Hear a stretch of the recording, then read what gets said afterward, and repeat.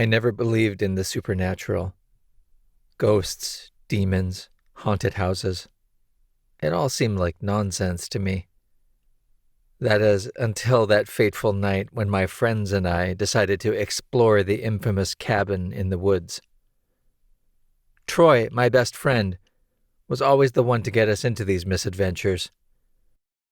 When I signed his yearbook senior year, I had inscribed, "Most likely to get me killed," on the back page. Below it, a little caricature I'd like to draw of Troy with his mischievous little smile. Mila was a year younger, but she was the glue that kept the friendship alive. This time, it was actually Mila who discovered the legend of the cabin in the woods and set in motion a series of events that would change all of our realities forever. As we trudged through the dense foliage that night, I could feel an unsettling chill in the air. The moon's pale light barely pierced through the canopy, casting eerie shadows on the forest floor. I laughed out loud, hearing my thoughts and just how lame they sounded. I mean, really, come on. The cabin in the woods. Despite my lack of seriousness, we pressed on, determined to prove that the stories were nothing more than figments of imagination. Mila was leading the way, repeating what seemed to be a mantra. "Where is this Blair Witch fuckery?" The three of us laughed and made joking references to inane horror movies we had watched. It seemed that the cabin suddenly materialized before us, its dilapidated facade exuding a sense of malevolence. Just kidding. This place was a dump. We stepped inside, led by Mila and her, "Where the fuck is this Blair Witch bullshit?" bravado. Troy seemed unsettled, which was unusual for him. He had been the one who stopped us and pointed out that we had passed the cabin, and it was now somehow behind us.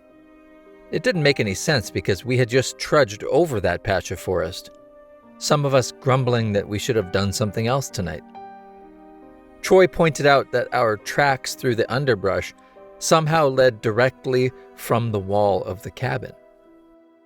Despite this incongruity, we turned and went back, circling until we found the door to the cabin askew on its hinges. Mila, her enthusiasm growing, fired the door open. A shower of dust and debris greeted us as we passed over the threshold. Though Troy seemed very much disinterested, we explored the tiny structure. It consisted of one main room with two tiny bedrooms.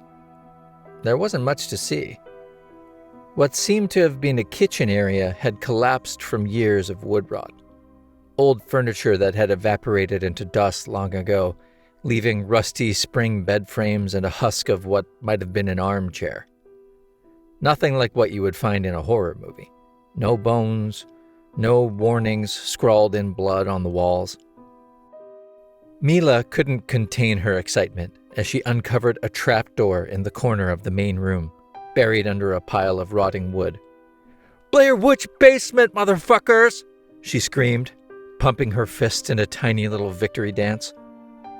Troy, conversely, had a look of discomfort. It opened with surprising ease, a rickety ladder proving to somehow be able to hold our weight, Mila testing it jubilantly. As we descended into the darkness, our flashlights struggled to pierce the gloom. The air grew heavy, suffocating, as though some ancient presence enveloped us.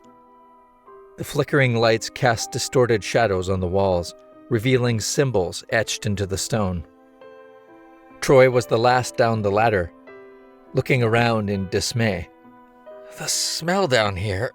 He trailed off as the thick air choked his lungs, and he doubled over, coughing. Terror gripped me like a vice, freezing my limbs. The chamber pulsed with an otherworldly energy, and the shadows began to writhe and twist. I put my arm around Troy and asked him if he was all right. "Let's go back up, Troy. I spoke into his ear so he could hear me over his choking gasps. We turned together, but the ladder was gone. We screamed, our voices echoing through the chamber, but escape seemed impossible. The room shifted and morphed, trapping us within the nightmare's grip. Madness clawed at the edges of my mind, threatening to consume my sanity. Time itself was losing all meaning as we looked around desperately for the way out. Both of our flashlights suddenly stopped working, but the room was not plunged into complete blackness. Mila's flashlight was still on, and she was standing very still. The beam of her flashlight was pointed directly at one of the strange symbols carved into the stone wall. I moved towards her, and as I got closer, she turned to look at me. In the light reflecting off the wall, I could see her eyes were filled with tears. "What the fuck, Sam?" Unable to respond, I got closer, and I could not comprehend what I saw. The symbol that had been carved into the wall was shockingly familiar. It took my mind a second to realize what it was. There, in that filthy, rotting place, carved into the time-worn wall, was an image that I myself had created. The caricature of Troy, which I had created at the age of 13 and doodled 1,000 times from the gas station wall to Troy's yearbook, was somehow here. The carving in the stone was not new, and the wall itself looked like it was 100 years old.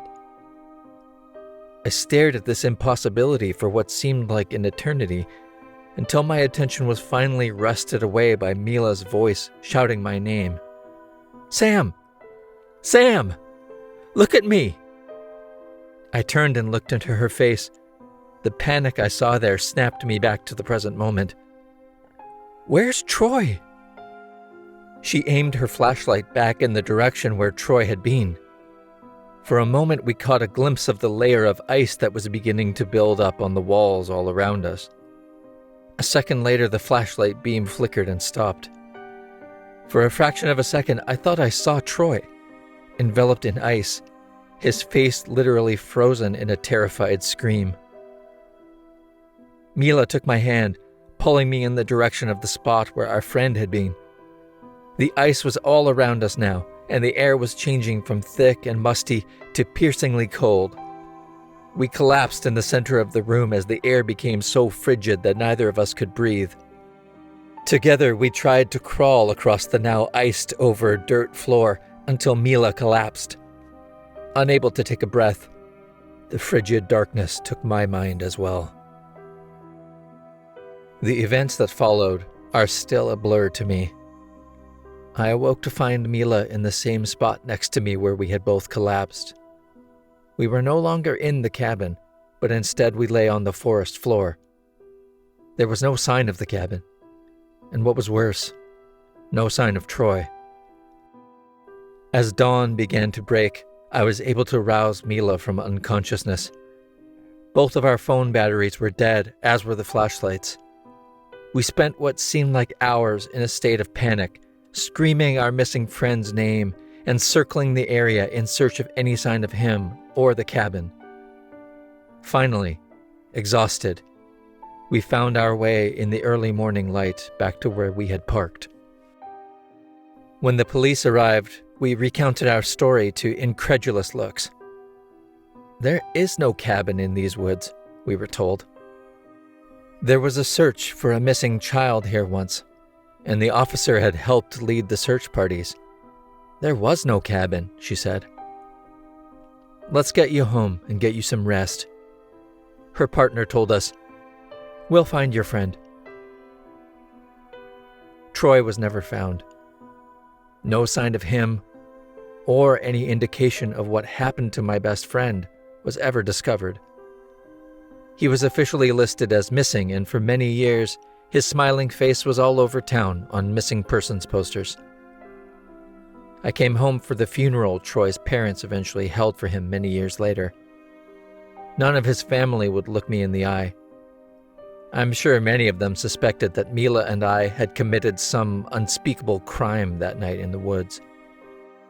There was never any cause for any of this suspicion. There was literally zero evidence. No blood, no body, nothing.